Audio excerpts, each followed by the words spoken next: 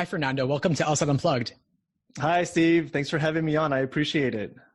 Thanks so much for joining. So I was really interested to speak with you because I noticed that you have a lot going on related to the legal field. And since, of course, I'm working with pre-law students, it seemed a natural fit. So I noticed that you've got I Matter Now, where you're helping attorneys live happier, more successful lifestyles and careers.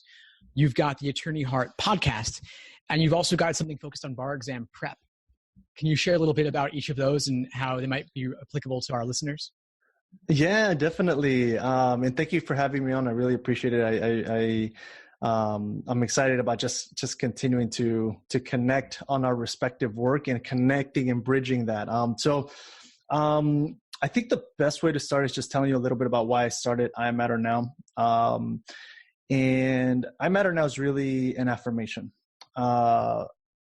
that we don't tell ourselves enough. And one of the things that your listeners should know as future law students, as future attorneys, one of the things that happens a lot is in law school, we get told that your grades come first, your classes come first, your readings come first, searching for a job comes first, your applications come first, all of that comes first. When you become an attorney, your cases come first, your filings come first, your appearances in court come first, making sure that you perform to the best of your abilities on behalf of your clients come first, meeting the requirements of the profession comes first. All of that comes first. At what point do we come in as humans? At what point, right, does the human Fernando come in? And so it really does become about shifting the equation and putting your health and wellness first and leading with that and staying self-aware that, you know what, I need to make sure that as I enter this particular challenging process, I am not going to let go of my health and wellness. And the reason why I became interested in this was because for me, I had a blind spot in relation to my own health. One of the key blind spots for me was emotional health, right? I wasn't very keen. I hadn't developed emotional intelligence. And that's not something that we necessarily talk about in the legal profession. It's not something that we necessarily get into in, even undergrad or law school, or even 7 years into the profession. And I realized that it was something that I really needed to learn to develop, which is something that you can develop. It's a skill that if you don't use, you lose. But the more that you practice it and the more you develop it, the better you become at understanding your particular emotions and in turn, how to manage them within yourself and also how to have better relationships with others, right?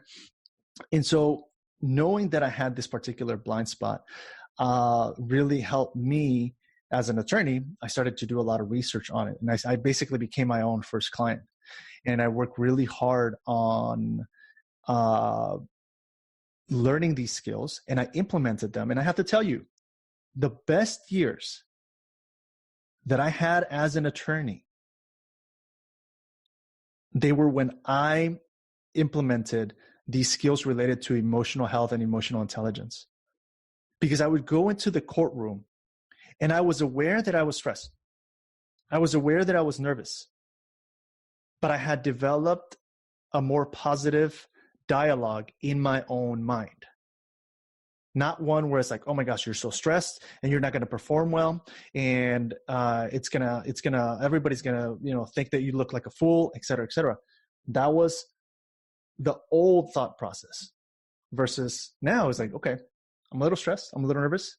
I'm going to engage in a mechanism that's going to allow me to reduce that so that I can perform at the highest levels in front of these three justices that are about to ask me a lot of questions in relation to my appellate case, right? And so I would then breathe, deeply, silently, but it allowed me to calm myself. And, opposing counsel was like literally like his hands were just shaking. And I was just like, boom, very calm, present, focused, ready to go, right? And so these particular skills allow me to go into trial, appellate arguments, allow me to engage in very high-level litigation, trial work, and appellate work. And I maintained a very good sense of health and wellness. And so I didn't want to keep all this to myself, Steve.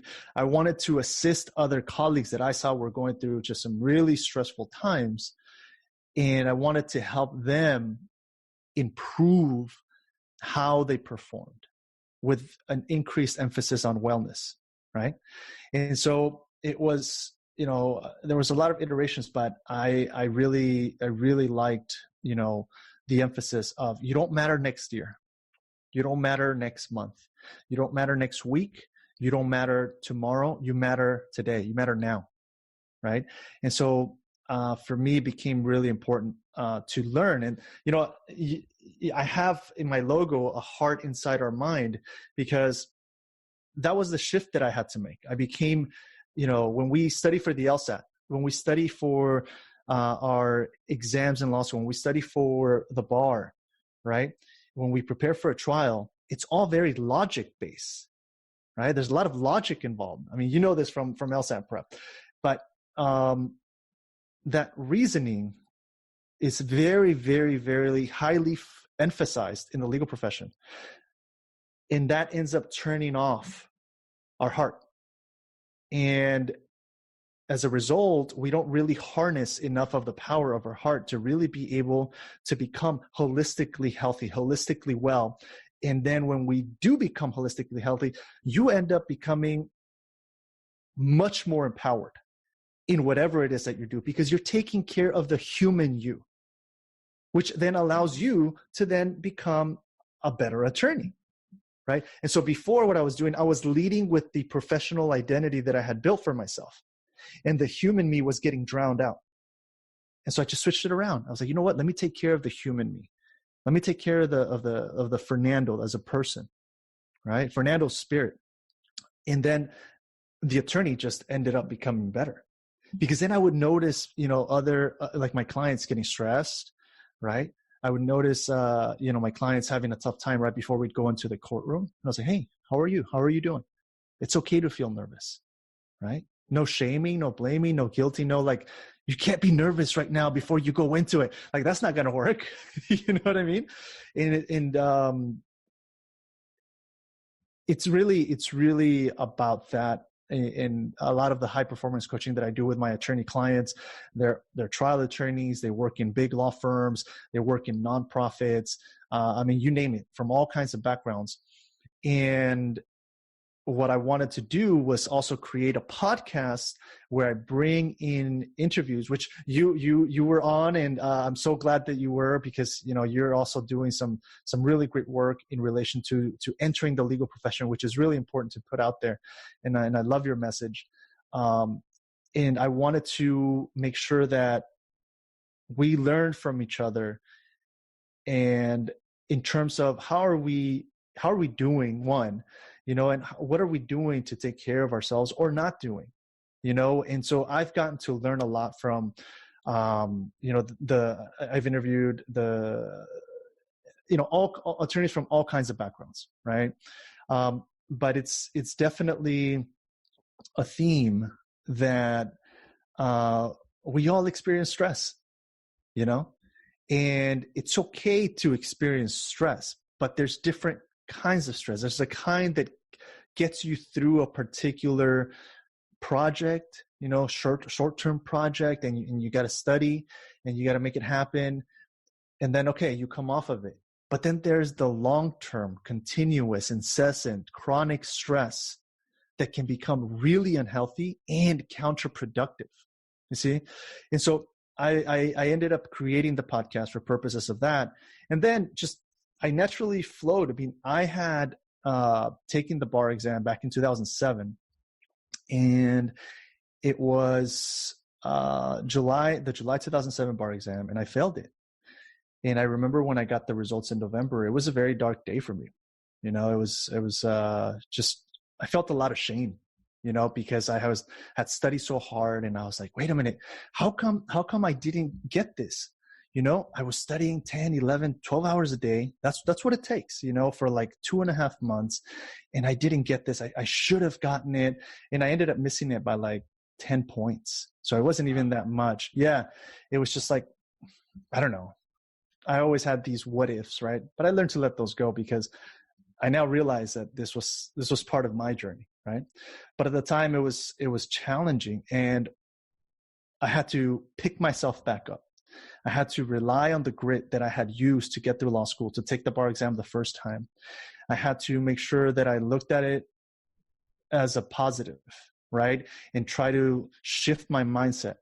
And so what I had to do was I realized I didn't have a game plan. I didn't have a passing mindset. And the exam is really, a lot of it is a mind game, right? When I took it in 2007, it was still 3 days for the California bar exam. Now it's 2 days. And depending on what state, you're in New York, right? Yeah. And so it depends. Depending on what state, it could be, just 1 day or day and a half or 2 days or 3 days. So the bar exam back then, it was 3 days here in California. Now it's 2 days. And so I took, 3 full days that first time. And then I had to take another 3 full days of exam, it's intense. And so I told myself, you know what? I've put in a lot of energy. I've put in a lot of effort.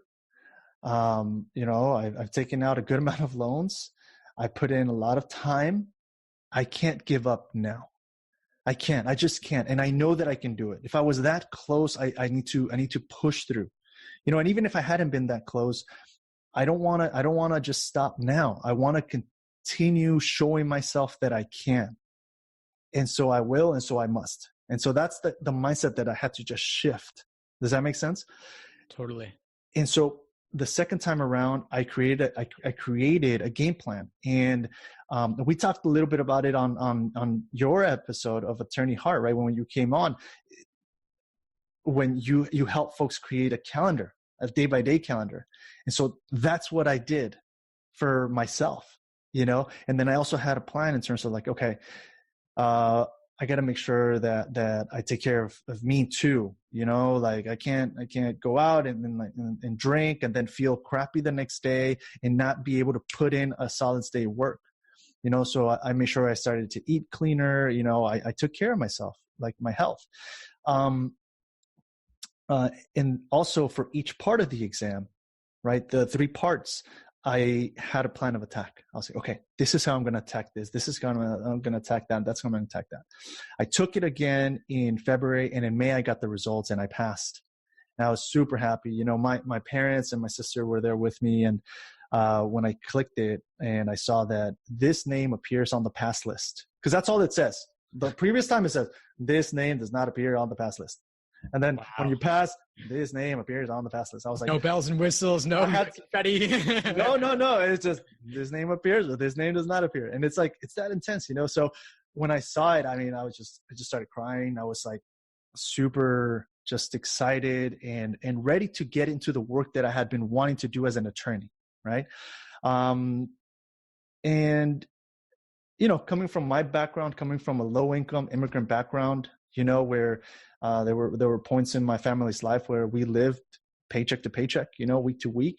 It was a huge accomplishment. My mom, she was at the time, she was a domestic worker, and my dad worked in construction, and he still works in construction. My mom's, she's a CNA, and we come from a humble background. And so being able to accomplish that goal as the first one in my family, being able to accomplish that goal, for me, it was just huge at the time, and I'm glad I didn't give up. And that's why I decided to start a program focused on making sure that you don't just go into your bar exam studies without having a game plan for every section, that you actually stay, aware of stress is coming up. What are you going to do? What are you going to do? If you don't do anything, what's going to happen is your attention allocation is going to shift, and your body and mind are going to say, oh, you want to keep studying for that? Yeah, good luck with that. I'm going to stay focused on making sure that I give you signs, physical signs, to make sure that you pay attention to me. You know what I mean? And so that is what I work a lot on with my clients. Make sure they have a game plan for it. So I'll stop there because I know I went on. Wow, no, that's an incredible story and an incredible journey. It sounds like you really underwent quite a transformation. And that transformation, I think, can be really informative and useful to those who are just embarking on this journey now. I think that the work you're doing is so incredibly important, which is why I wanted us to connect and to do this conversation. I think that far too many lawyers, type A, ambitious personalities, that has a good side, but it also has a dark side. And the dark side, I think, as you said, is the lack of self-care. And people burn the candle at both ends, whether they want to be a corporate attorney or whether they want to do public interest. Either way, it is very easy to get overworked, either because you truly care about your clients or because you want to make partner. Whatever the motivation is, they're all valid, they're all real, and they do have consequences. Unfortunately, we know, I'm sure you know as well as I do, that the attorneys have often high rates of alcoholism or depression or drug abuse, and it's really a travesty in the industry. And I think that your work to show people how to take care of the human side of things, I think it can really help people find more balance, which is really important for long-term sustainability. Yeah. And the areas of health, we all have some blind spot, and that's what I learned, one. And then we're all going through something. We are, and so if you start there and just accept the fact that you are not alone, in whatever it is that you're going through, you're not alone. And it's okay to feel fear. It's okay to feel self-doubt. It's okay to feel insecure, but you have to become empowered enough so that you don't allow it to guide what you do or don't do. And what I mean by that is, it can be fearful to say, oh, I'm going to sign up for the LSAT. It can be fearful to say, oh, I'm going to apply to law school. It can be fearful to take the bar exam because the potential for failure or potential rejection is there, right? And so those are some of the emotions that we don't like to feel, right? But we have fear of failure, and we also don't like to be rejected. Who likes that? But I've learned to listen to and allow my fears to guide me, right? A lot of times I'll feel like, oh, I'm fearful of doing this or launching this or working on this or asking that person to be a guest on here, and self-doubt still comes up for me. But I allow myself to just manage it a lot better. And I listen to it like, okay, why am I fearful about going there? What are the real consequences if I do that? Oh, okay. I might get a no. Oh, that's fine. Life will go on, and there's exercises around that. Like, if I get a no, is that going to matter in 5 minutes? Maybe. How about in 5 hours? Not really. In 5 days? Nope, not at all. In 5 weeks? Nope, not at all. 5 months? Nope. 5 years? Definitely not. It's just a small exercise that you can ask yourself in terms of like, if you are trying to achieve something and then you don't get the result that you want, is it gonna matter in the grand scheme of things, for that long? And even if it does, at least you're striving for something great in your life. And you have to take risks. Yeah. It's all a risk. I ended up taking the LSAT, if I remember incorrectly, 3 times. Yeah, that's common. That's common. You're not alone. Yeah. And, at the time it was definitely challenging for me. And, it was a lot of hard work and, just dedication, commitment, you know what I mean? So I know you do know what I mean, because you dedicated to it for a long time. Of course, yeah, but I think that it's important that we encourage students to go out there and take risks, because you get inoculated against the failures because they happen so much that you don't even care anymore, right? Like, we might email hundreds of potential guests and only get a small percentage saying yes, or only get responses, but so be it. You go with the ones you have and you move on and up from there. And I also think there's something really important what you said about the fear of failure, being afraid to take chances. But I also think there's a flip side to it, where there's a fear of success, where if I actually got the yes, or if I actually got the score or got the admissions, then I'd have to do this next even bigger thing. Yeah. Bigger things, because that's scary and new, right? Yeah, that's very true. That's definitely a component that does come up for some folks, and I think just being aware, what's your flavor, and then learning to manage it. Yeah. Yeah. What about in law school? Because we talked about careers and beyond, but even just life in law school, during law school, that can also be a very high stress environment, very competitive, lots of, once again, type A personalities. What's your advice for students entering law school about how to maybe mitigate the stress, find more balance, even from day one of 1L, or even the summer before? Yeah, that's a great question, and one that thousands and thousands of people are going through right now. Right, they're in law school, they're preparing for their final exams, and or they're applying to jobs, or they're gearing up to finish up law school and then take the bar exam. They're in all different kinds of parts of their journey, and I think, for me, one of the things that I love to put out there in terms of guidance is develop the skill of emotional intelligence early on in your law school career. Take time to learn what that skill is. A lot of times people say, "Oh, that's a soft skill," and I started lecturing at Berkeley Law School. That's one of the lessons in the course that I'm teaching there, because it's something that needs to be included in the curriculum, at least in my opinion, in a lot more law schools, right? I don't know of another law school that has it officially as part of their curriculum, the words emotional intelligence, but it's one of the things that, if you learn, it's not a soft skill. It's not a soft skill. It's one of the most, emotions are the currency by which we all interact. Okay. And sometimes what happens is, as a law student, this is the thought process. You're going to be concerned about something. Okay. I don't know how to IRAC, which is issue, rule, analysis, conclusion, right? I don't know how to IRAC. Or how do I outline a case? Or how do I outline a course? What's a horn book?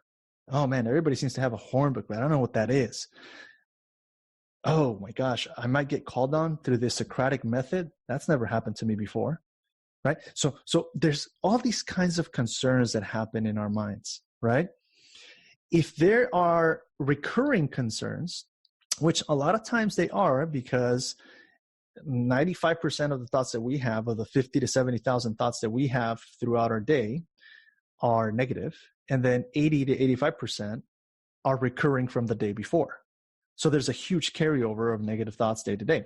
So if you've been concerned about all those things, on a Monday, you're likely going to be concerned about those things on a Tuesday, and on a Wednesday, and then on a Thursday, and then on a Friday, and it's just going to keep going and going.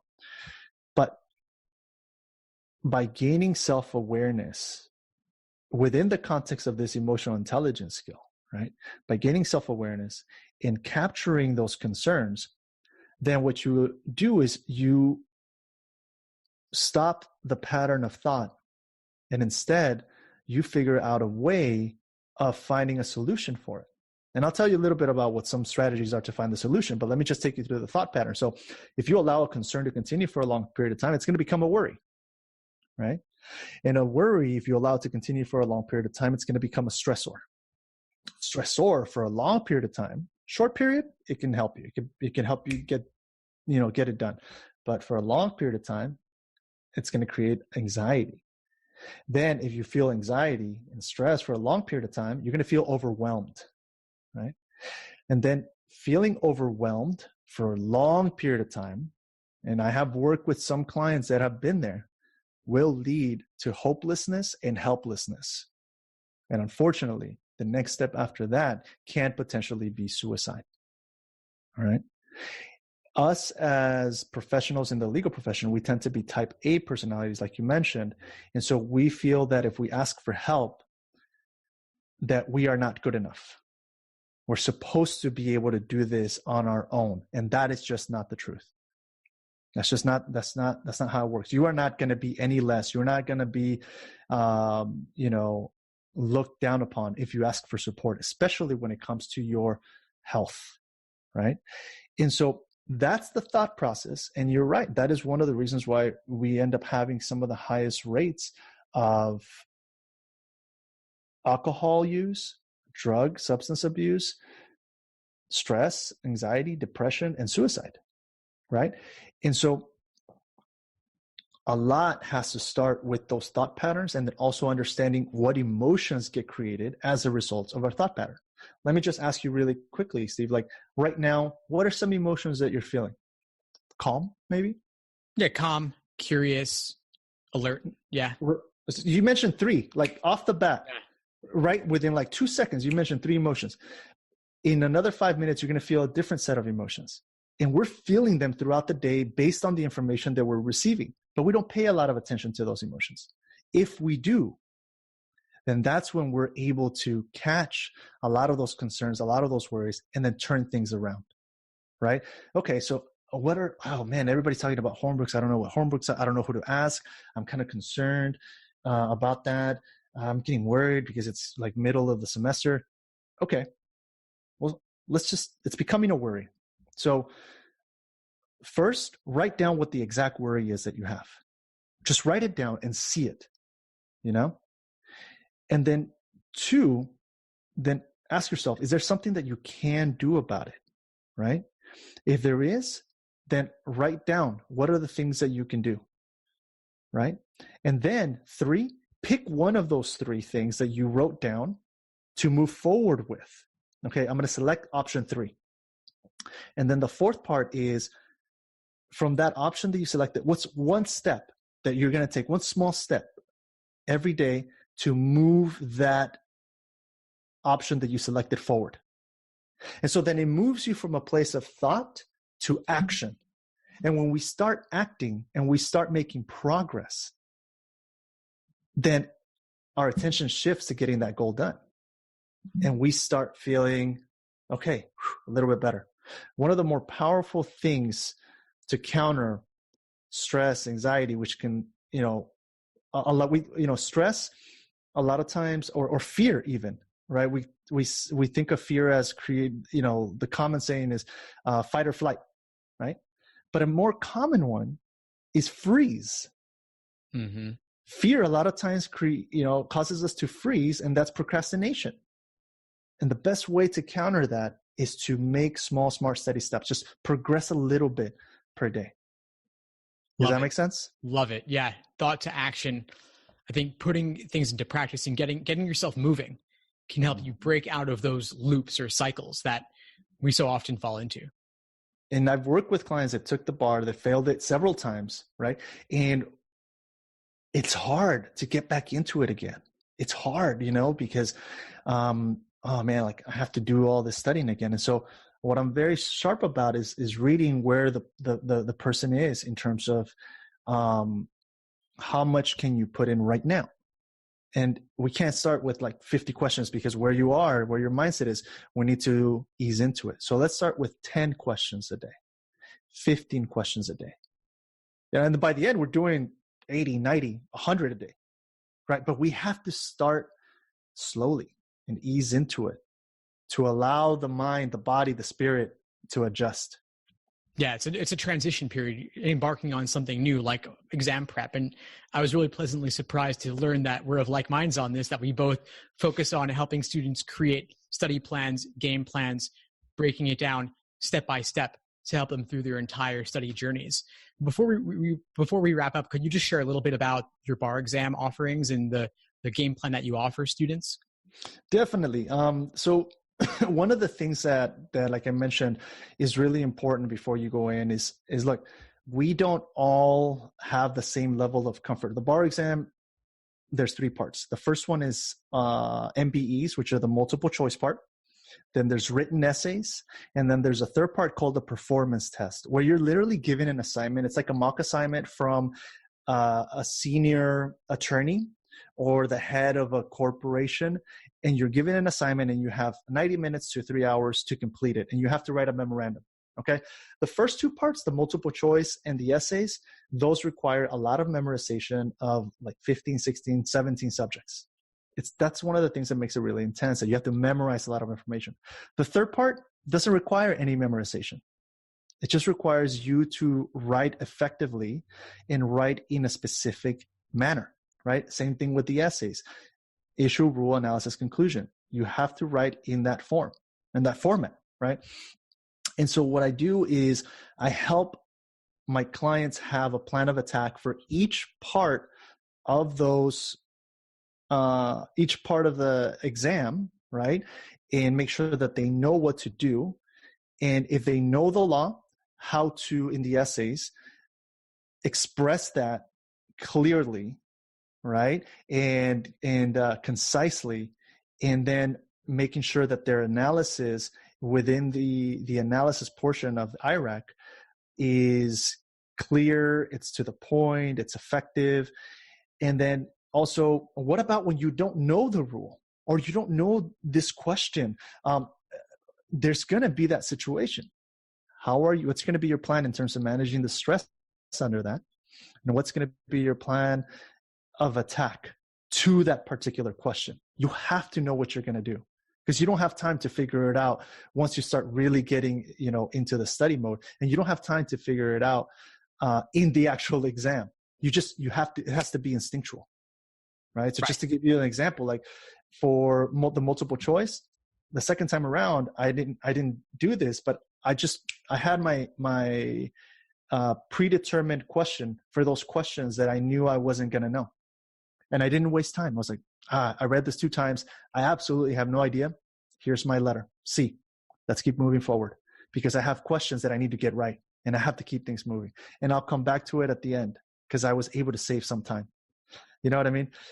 And so the program really focuses on giving you a plan of attack for each of the 3 parts, but then also what's going to be your game plan in terms of managing stress and developing a passing mindset, and then also what's going to be your game plan for purposes of preparation. So I help my clients figure out, if you have a calendar through your big bar prep, take a look at it closely. Are there certain days where maybe you know a subject really well, but you don't know another one very well? You have to adjust things a little bit. Or if it's someone who's a repeat bar taker and they don't have a calendar, I work with them on creating one day to day, because that's what I had to do the second time around. I had to literally work on creating a calendar. What was I going to do in the first 3 hours of my day, the second 3 hours of my day in the middle, and then the 3 evening hours of my day? And I had to know exactly what I was going to do. How many essays, how many outlines I was going to write, how many multiple choice, how many performance tests, because that's the level of work and just forethought and planning that's required to really be able to accomplish your goal. I love it. It sounds like you're really breaking this down, hitting it from every angle, both the practical, the test-taking strategies, as well as the emotional, to help students with whatever issues they might be facing on the exam prep. What's the best way for students to find out about the exam prep and the bar exam prep, and then, of course, your other stuff, I Matter Now, Attorney Heart? Definitely. So if folks specifically need support in relation to bar exam preparation and, developing their own bar exam game plan, I have a book and the website's called Passing the California Bar. It's not applicable to just the California bar. I mean, this game plan, we're all going to experience stress.